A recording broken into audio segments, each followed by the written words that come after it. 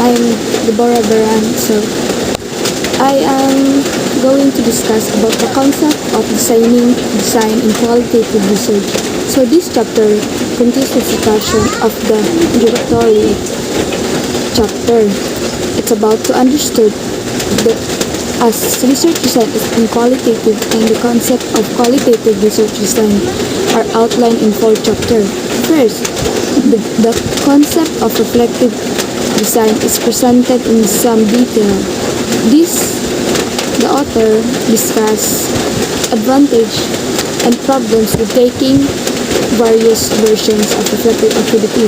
The second is the concept focused on interactive approach. These elements of design such as research question and the selection of methods are seen and as more equate than seeing one of them. Third is the concept of emerging design. This focuses on the decision-taking the process concerning data collection and analysis. The final chapter is this part turns attention to selecting a design for qualitative research. So, by using the metaphor of the Ferris wheel, the authors stress that the entry in the process of designing can happen at different steps. So, the guideline question as an orientation for writing chapters were, how has this concept become relevant for designing qualitative research? What are different ways to deal with the concept in designing qualitative research? In that, etc.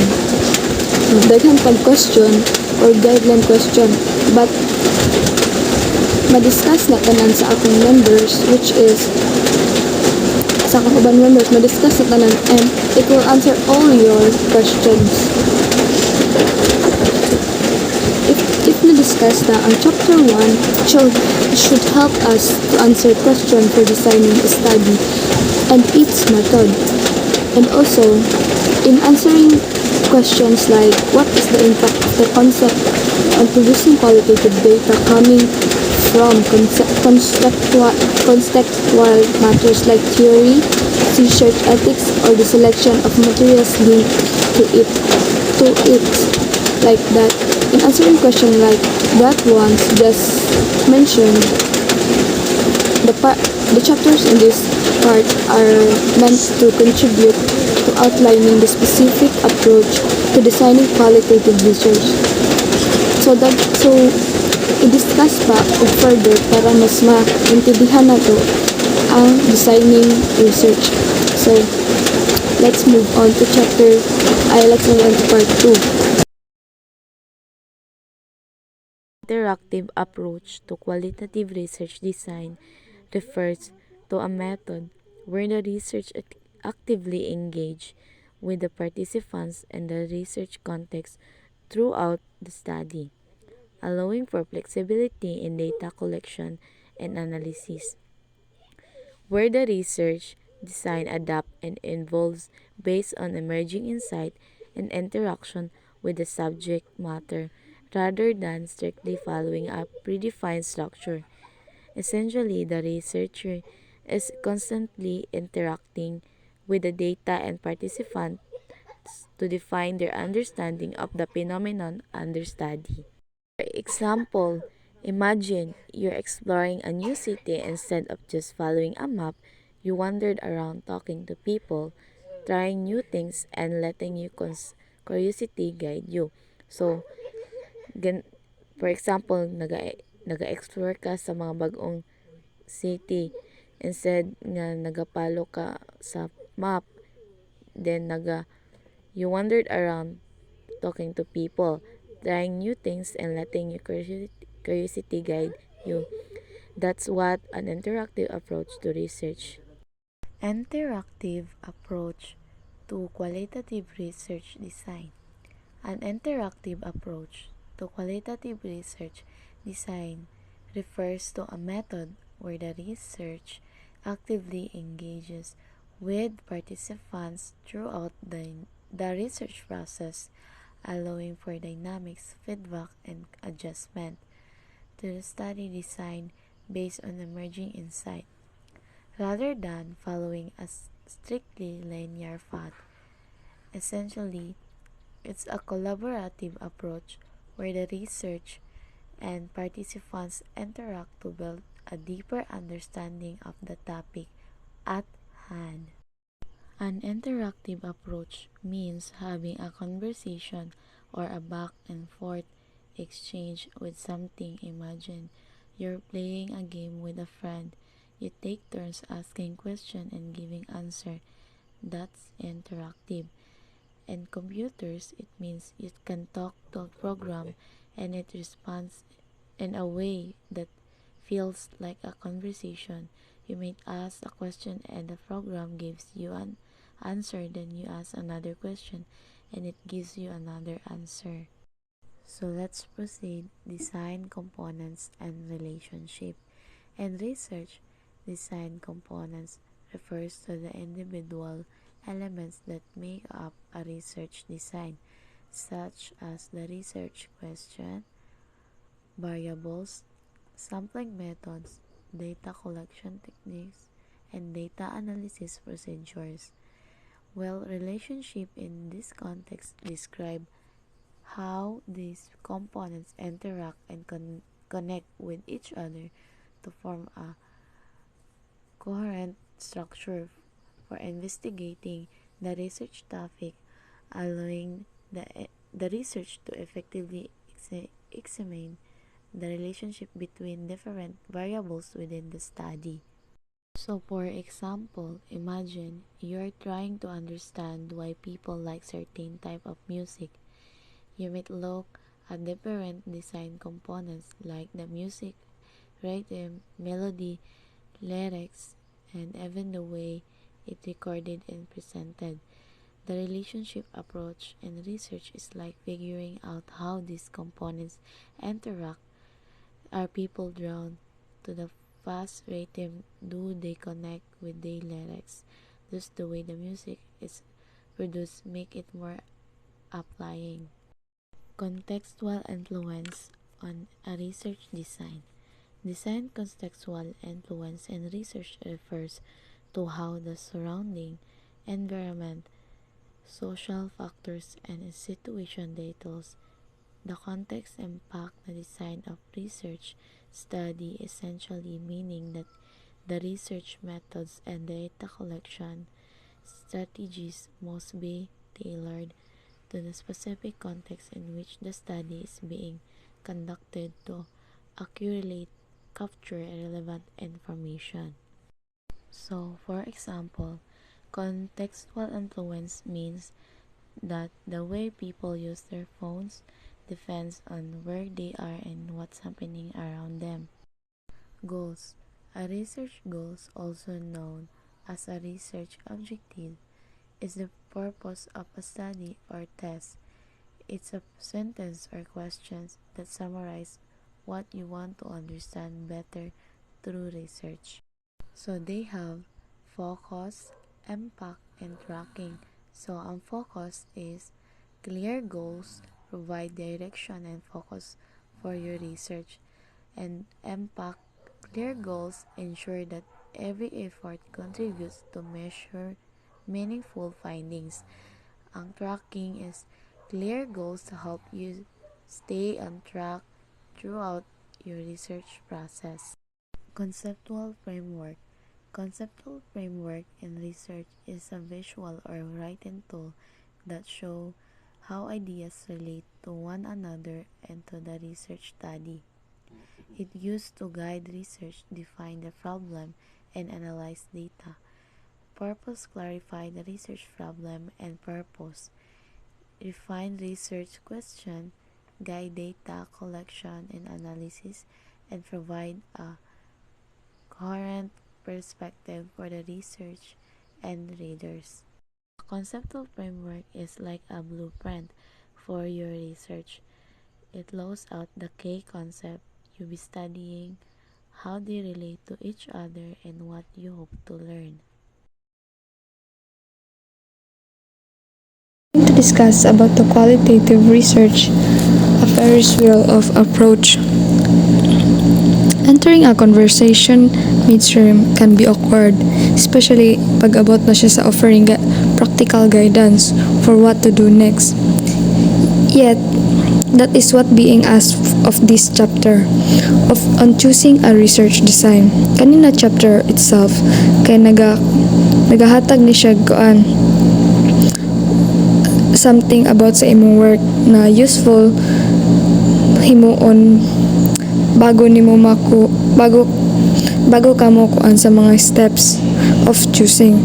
It also speaks about sa remain after the selection made, after nimo mag-select of mga buhatonon nimo. So na siya upat ka interrelated reason why it is difficult for us to offer practical guidance when we start in the midst of your journey. So, the first is choosing a design where between thinking about a research topic or conceptually and acting on it concretely. Sa kadaghan, mag-explore ta og new areas or interest, begin ta with eclectic and wide-ranging reading. So when you say eclectic and wide-ranging reading, kani siya kay like dili lang ka focus sa isa ka or single system. Like maghahanap pa kag other useful or mas ginagamit nimo dito sa lain, like pa ka further research pa ka kung na ba kayo makita mga useful nga system dito dili lang kayo mag-stay lang ka sa one or single system. So kani siya nag-include pa siya kuan theoretical, empirical, and topical literature. And kani siya na idea kay ginarattle around lang natin for a while. However, at some point, kani siya na ideas kay naga-funnel na siya into concrete plan of action na siya limitation and constraint. So, kung nag-choose kag design, i-conjugate mo siya sa imong conceptual and concrete. So, sa second na ta. So, kung nag-choose kag design, sa crux of philosophical views and actionable interpretation of those views, kay diri ta nag-argue about sa unsay pinaka the best nga qualitative studies imong kuanon imong gamiton.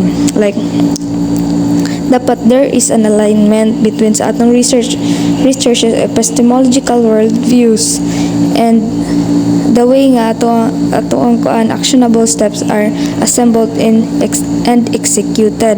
Like for example, kung naga-decide ta unsay pagtawag sa atong participants ba, subject ba, or interlocutors, or how will we construct our interviews question.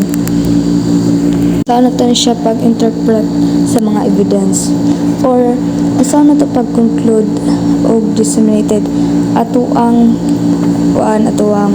research dapat logically aligned with our ontological, epistemological, and axiological worldviews. So kaning tulo, which is the ontological, epistemological, and axiological, kay i-discuss pa natin further on niya. So third is the verb used in this chapter title.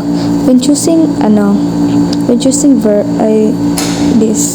siya nag-suggest siya sa option available. In other words, kay helpful jud kung natay knowledge about sa overall landscape. Dito nag-argue nga atuang knowledge kay might involve not only in that variety of choice open kayo but also the similarities and differences between choices. So the more you know, the better informed your choice will be. So dili pa ta nag-argue nga sometimes nadyo change sa direction nga mahimo or ma-process during sa atong process. So during sa ato ang exploration, natay possibilities nga napatay better option nga makita. So we cannot know where you stand right now in this broad field of knowledge. So sa finale na ta, when choosing our design is not an activity that happens outside of personal, political, historical, and institutional context. Like for example, the influence on your decision may include the need for funding or the politics of your institution, the relative acceptance by your home institution of a spectrum of option, and the scholarly tradition within which you are operating.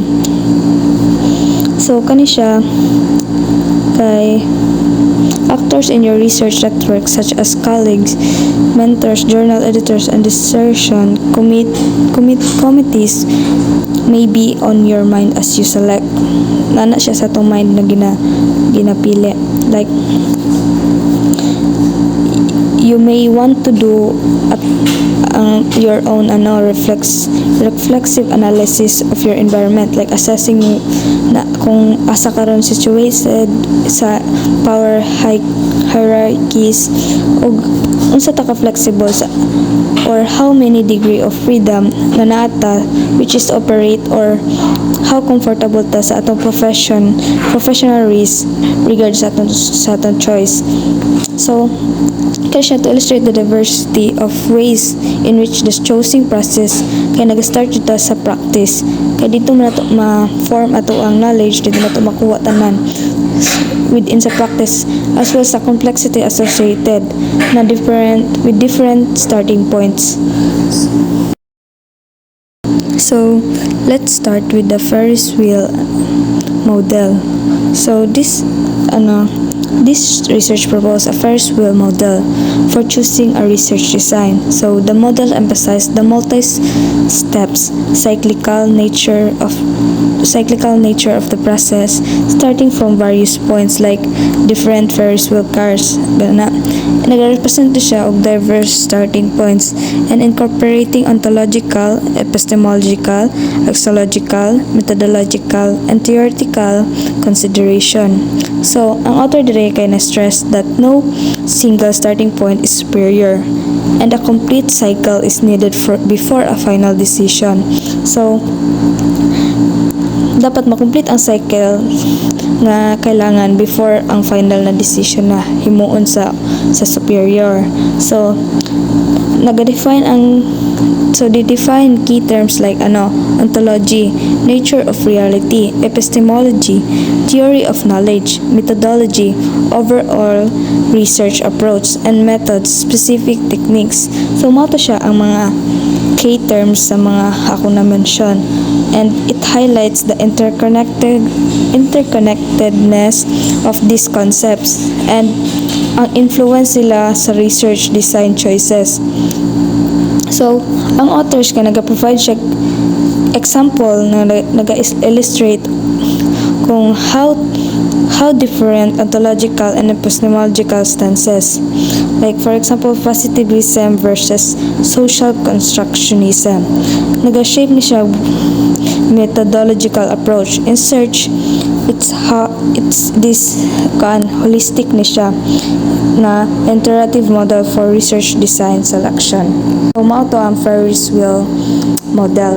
So, let's proceed to dynamic cyclical model. For selecting research design, it visualized as a Ferris wheel. So, researcher can begin their design process at any point, like boarding a Ferris wheel car, but it must complete a full cycle of consideration before finalizing their approach. Dapat naga-consider po ta before i-finalize atong approach. So, this consideration include ontology, like nature of reality, epistemology, knowledge of theory, axiology, values, methodology, overall approach, and method-specific techniques like akong gi-mention earlier. So, the model contrasts with linear models. Nag-emphasize siya sa interconnected and iterative nature of design process.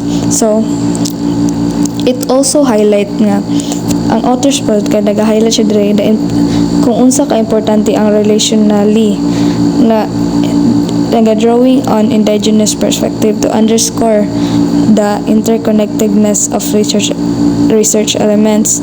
So, In summary, the Ferris wheel model offers a flexible and holistic framework for choosing a research design. So, diri na ta sa section na research question approach to research design. So, challenging the simplistic notion that a well-defined research question automatically dictates the methodology. So, when using two scenarios, nag-demonstrate siya na ang relationship between question and design is often interactive and mutually constitutive. So, ang scenario 1 kay nag-highlight siya on how prior training and quantitative methods can constrain the formulation of qualitative research question. So, ang scenario to kay nag-illustrate siya on how a researcher initial broad interest evolved through our field work and literature review. Nag-lead siya to refined research question ug aligned with the chosen methodology. So, kani siya, ang author siya ni kay nag-argue na ang Ferris wheel model kay mas better siya when it captures this dynamic process where ontology, epistemology, methodology, and the research question itself continually inform and shape one another. So, they conclude na ang linear kay question first approach is insufficient for many research in diverse, particularly in qualitative research. Dari na ta sa philosophical thread approach. So, it emphasizes the crucial role of epistemological awareness in research design. So, kani siya, ang researcher philosophical stances significantly influence their choice. So, maghimo kag self-reflection sa epistemology a key step is not siya necessarily sa first. So, ang author kay gi-highlight niya ang political dimension of epistemological debates and para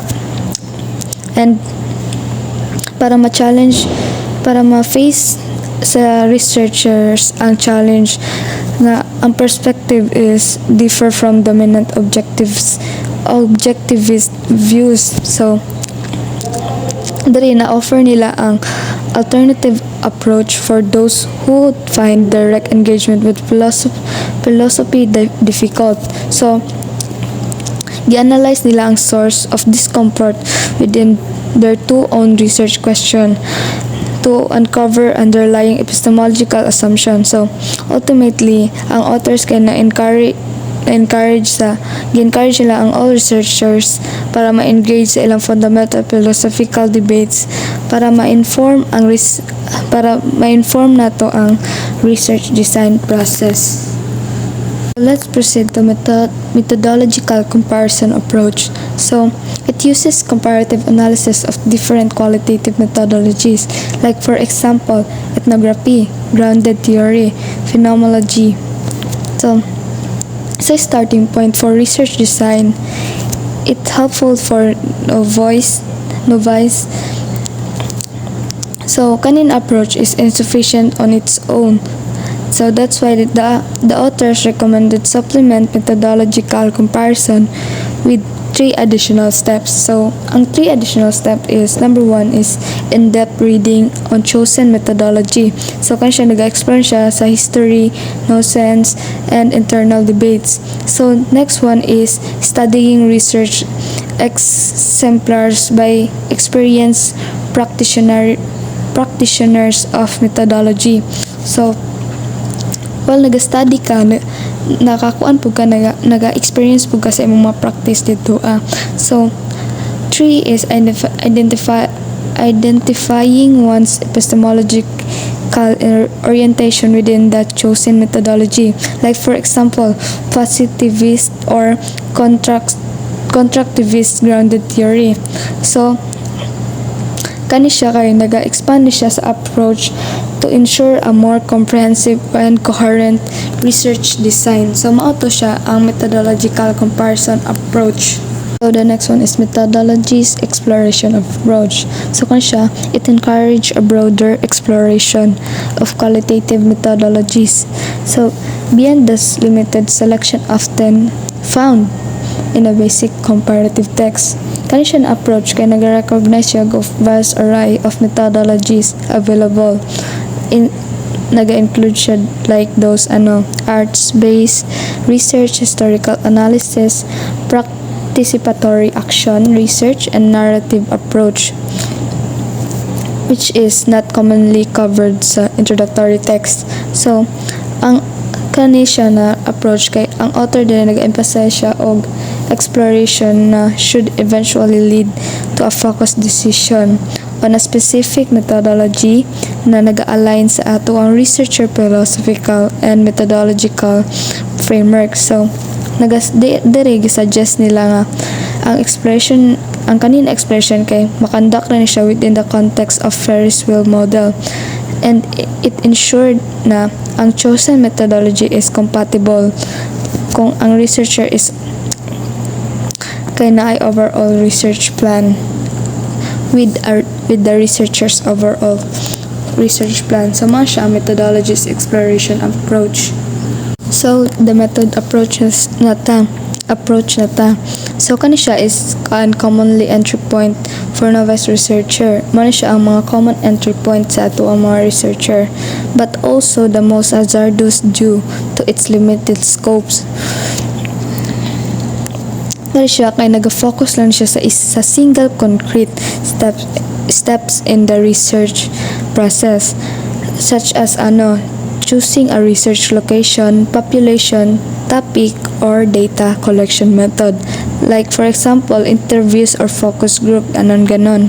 So, kani siya na approach is problematic kay it lacks man a broader context and nagalid na siya into a fragmented design. So, ang author kay nagababala siya na kung specific ta sa itong method, it might be helpful starting point, but it's insufficient in isolation and nag-require siya og further consideration para sa atong overall research design, including sa methodology, epistemology, and research question. So, maro to ang methods approach. Let's proceed to potpourri approach. So, kanina siya, it describes a common practice sa atong qualitative research where ang researcher was combine multiple methods or methodologies within a single study. So, kanina siya na approach kay it can be motivated by desire to diversify perspective or enrich analysis or demonstrate measure. So, mana siya. So, ang author kay nag-highlight siya og 2 key consideration sa atong research using approach, which is ang purpose of ang level of mixing. So, ang purpose niya kay ang researcher kay dapat clearly define ilahang purpose of combining these methods or methodologies. Like for example, it include enriching, analyzing through diverse perspective, and it demonstrate rather through multiple data sources or exploring how different epistemological orientation shape truth claims. So number 2 naman kay potpourri mixing can occur at various levels. Like ang most commonly kay naga-involve siya naga-involve siya combining methods within sa ato ang single methodological paradigm.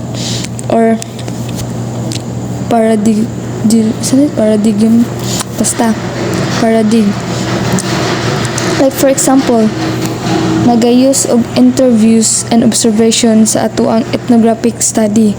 So, daghan siya complex mixing na involved sa pag-combine sa atong methodologies from different paradigms.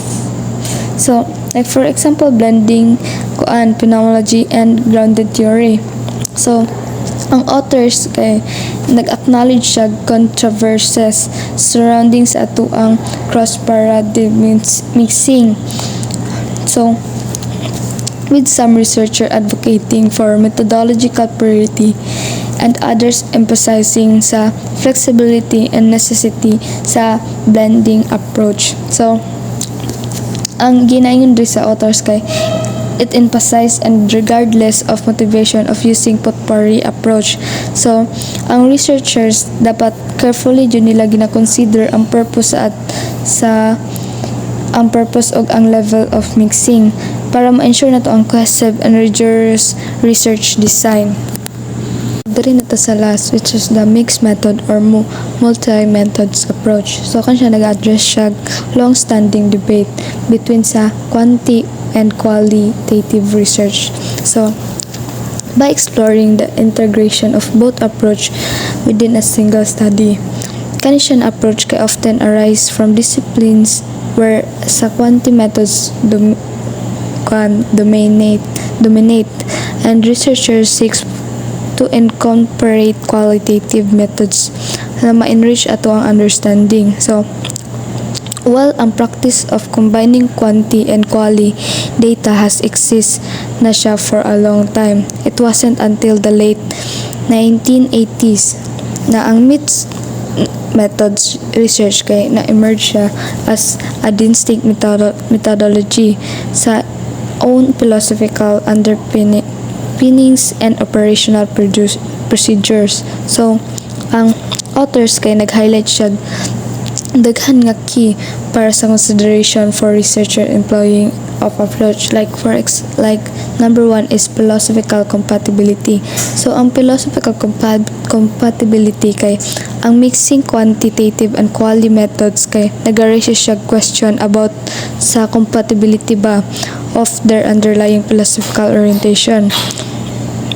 Like ilang gina-compare kung compatible ba na silang duha when it comes to philosophical orientation. So, second is purpose and level of mixing. So, ang researcher must clearly define sa purpose for combining one methods and level of integration. Like, dapat ang researcher kay ilang clear og define ang mga purpose when pag-abot sa mga combining methods and the level of integration. Like for example, ginayos nila ang quantity data to inform qualitative analysis or vice versa. So, isa rin to sa paradigm debate. So, kani siya na debate kaya nag-center niya siya around sa potential and commensurability sa different philosophical paradigm.